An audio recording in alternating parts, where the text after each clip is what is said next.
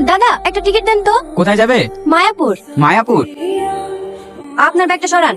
হ্যাঁ হ্যাঁ নিশ্চয়ই। একটু সরে বসুন। কি সমস্যা আপনার? আমার দিকে এভাবে ভ্যালভ্যাল করে তাকাচ্ছেন কেন? মেয়ে দেখলে চোখ চোখানো ওঠা পড়ে নাকি?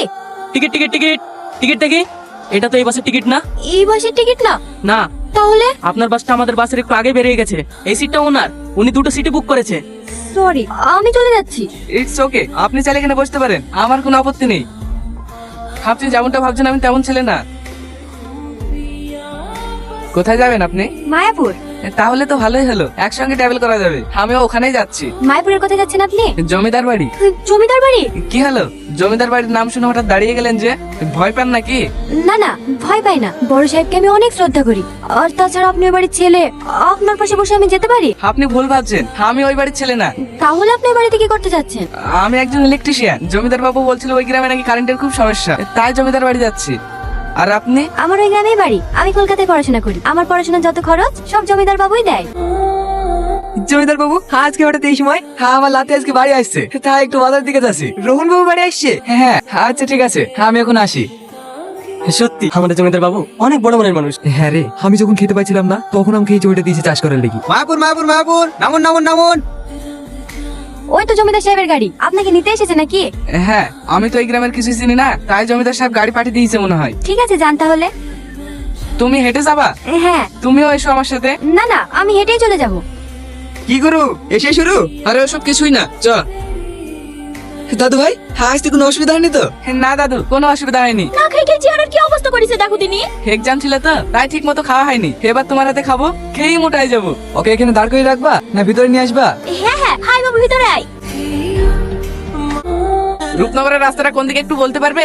এদিকে কোনো রূপনগর নাই। রূপ তো আছে। মানে তুমি? সরি, আপনি? আপনি না, তুমি। তুমি বাইক কোথায় পেলে? এখানকার জমিদারের। আপনাদের জমিদার অনেক বড় মনের মানুষ। কালকে আমার অনেক সেবা যত্ন করেছে। আবার আমার কি সৌভাগ্য দেখো, তোমার সঙ্গেও দেখা হয়ে গেল। চলো আমরা কোথাও ঘুরে আসি। আমরা তো একে অপরকে চিনি না, তাই না?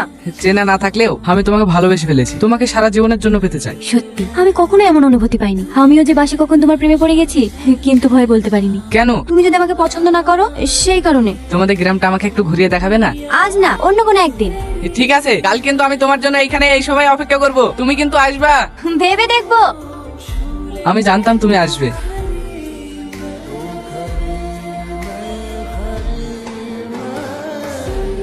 আচ্ছা, তুমি আমাকে কখনো ছেড়ে যাবে না তো? জীবনে যতদিন বাঁচবো তোমাকে নিয়েই বাঁচবো। হ্যাঁ দাদু, আমি নিজের হাতে আপনার জন্য পায়েস বানিয়ে এনেছি, খেয়ে দেখুন তো কেমন হয়েছে। তুই তো অনেক বড় হয়ে গেছি, কবে বাড়ি আসলি? এই তো কিছুদিন হলো দাদু। পড়াশোনা ঠিকঠাক চলছে তো? হ্যাঁ দাদু। হে এখানে আরোহন। হে এটা আমার লাতি, ছোটবেলা থেকে বিদেশে পড়াশোনা করে, আজ 3 দিন হলো বাড়ি এসছে। দেখো সাথী, আমি জানি আমি মিথ্যে কথা বলেছি, কিন্তু আমি যদি সেদিন তোমার সত্যি কথা বলতাম তাহলে তুমি আমাকে কখনোই ভালোবাসতে না। আমি তোমাকে ভীষণ ভালোবাসি সাথী, তোমাকে আমি হারাতে পারবো না। তুমি কেন বলতে পারছো না? তুমি জমিদার বাড়ির ছেলে, আর আমি একজন সাধারণ চাষির মেয়ে। তোমার দাদা আমাদের সম্পর্ক কোনোদিনই মেনে নেবে না। তো কি হয়েছে, আমি তোমাকেই বিয়ে করব। কথা কথা ওই পারে সাবধানে মেয়ে রোহন বাবুর সাথে। কি? ওই মেয়ের এত বড় সাহস আমার না থেকে বিয়ে করবে?